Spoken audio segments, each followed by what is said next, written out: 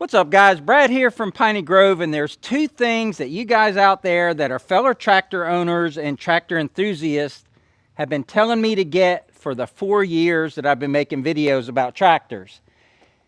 The first thing you guys have been telling me to get is a quick hitch. So I got this quick hitch here from GoodWorks Tractor, but what's really cool about this quick hitch is it's got brackets you can put on the side of it to give me an extra 420 pounds of ballast. Absolutely love this thing. It's been a great addition to Piney Grove, but today's video is about the second thing. And the second thing has to do with the 3-point hitch as well, specifically this top link. So we're going to take off this manual top link here and show you what we're going to put in its place.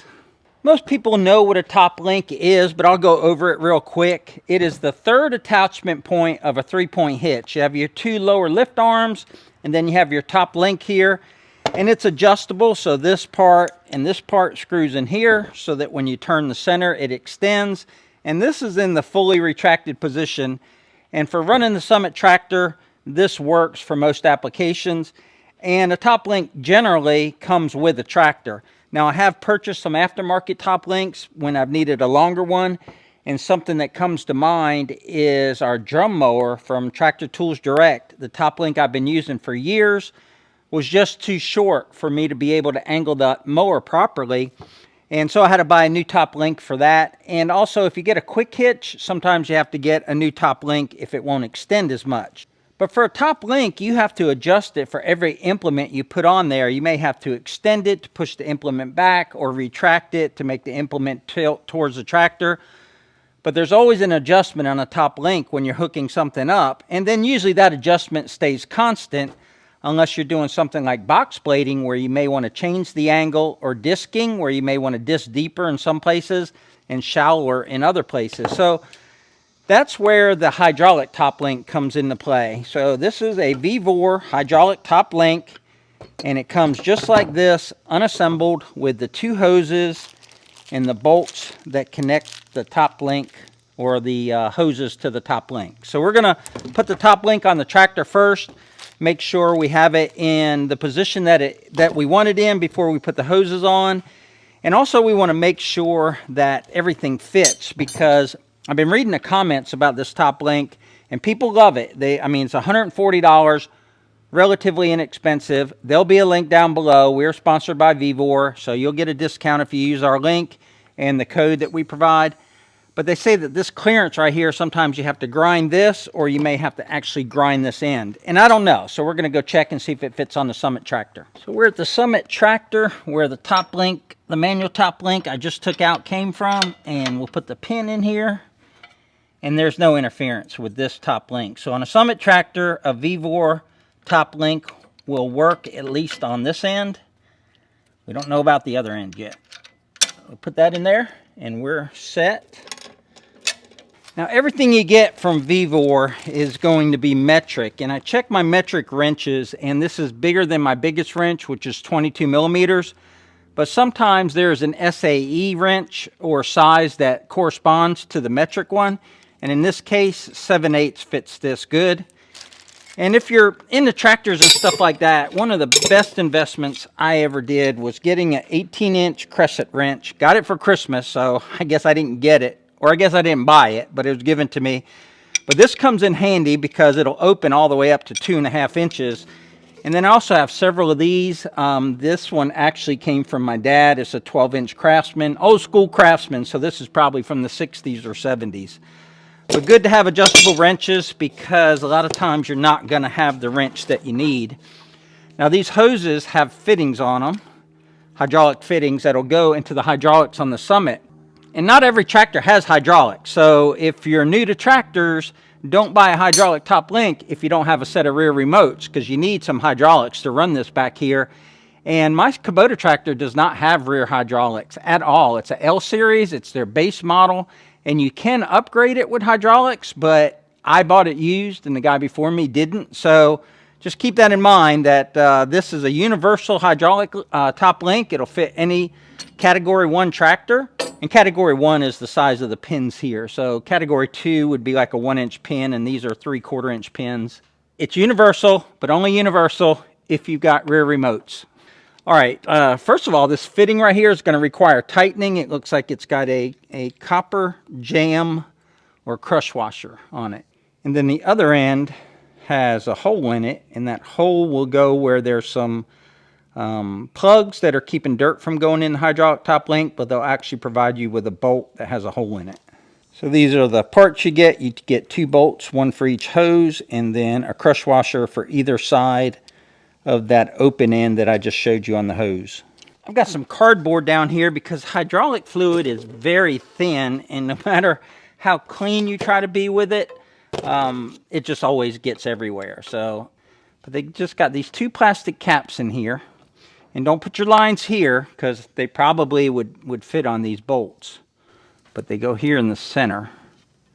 And it looks like this plug might have some sort of washer, but you're not going to reuse that.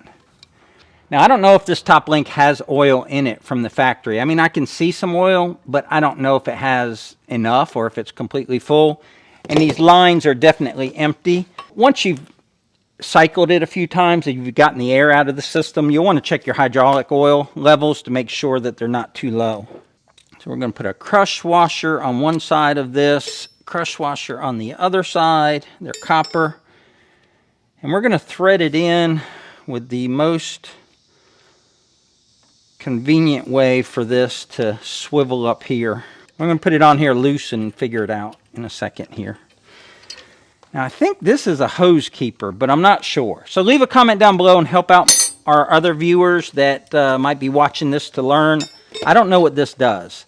So maybe the hoses are supposed to go through that. We'll figure it out once we have something hooked up. I don't even know if this came with instructions because I got it a few weeks ago and I just haven't had time to make the video. In fact, I couldn't find these bolts this morning, and I was getting ready to call Vevor and say, send me 2 bolts because I don't have them. But luckily, I found them, so we're in good shape there. You're going to tighten these down, and they're not going to move. But this is a leak point for hydraulic top links. I actually had one from Summit. It was a prototype, and it was leaking, so they took it back. I don't know if it goes through this keeper, though. I think this keeper would hold these lines straight, and then you go like that. Leave a comment, though, for sure on this, because I don't know. And I'm also wondering, like, where I should point those. Because this link is going to be like this most of the time.